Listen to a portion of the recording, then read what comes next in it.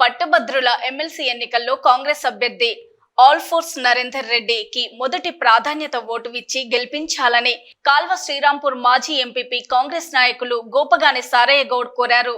పెద్దపల్లి జిల్లా కాల్వ శ్రీరాంపూర్ మండల కేంద్రంలో పట్టభద్రుల ఎమ్మెల్సీ ఎన్నికల్లో కాంగ్రెస్ అభ్యర్థి ఆల్ఫోర్స్ నరేందర్ రెడ్డికి మద్దతుగా మాజీ ఎంపీపీ కాంగ్రెస్ నాయకులు గోపగాని సారయ్య గౌడ్ పట్టభద్రులను కలిసి కాంగ్రెస్ అభ్యర్థి ఆల్ఫోర్స్ నరేందర్ రెడ్డికి మొదటి ప్రాధాన్యత ఓటు ఇచ్చి గెలిపించాలని వారు కోరారు.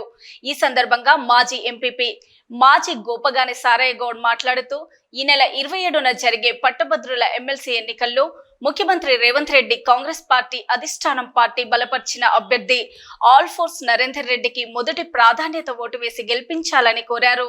విద్యావేత్తగా నిరుద్యోగుల సమస్యలు తెలిసి ఉన్న గొప్ప మేధావి అని నరేందర్ రెడ్డిని ఎమ్మెల్సీగా గెలిపిస్తే నిరుద్యోగుల సమస్యలపై పోరాడతారని ఈ నెల 27న జరిగే ఎమ్మెల్సీ ఎన్నికల్లో మొదటి ప్రాధాన్యత ఓటుగా ఆల్ఫోర్స్ నరేందర్ రెడ్డికి ఇవ్వాలని వారు కోరారు. కాంగ్రెస్ ప్రభుత్వం వచ్చిన సంవత్సరంన్నర కాలంలోనే 54,000 ఉద్యోగాలు ఇచ్చిన ఘనత కాంగ్రెస్ ప్రభుత్వానికే దక్కుతుందన్నారు. ఈ కార్యక్రమంలో మాజీ ఎంపీపీ గోపగాని సారయ్య గౌడ్, మాజీ జెడ్పీటీసీ లంకా సాదయ్య, కాంగ్రెస్ పార్టీ మండల అధ్యక్షులు Sadaiah, VNR TM coordinator Gopagani Mallaiah, నాయకులు అల్లం నరేందర్, సబ్బాని రాజమల్లు, మాదాసి సతీష్, బంగారు రమేష్, శివరామకృష్ణ, మొండయ్య, సునీల్ రావు, రామచంద్రం తదితరులు పాల్గొన్నారు.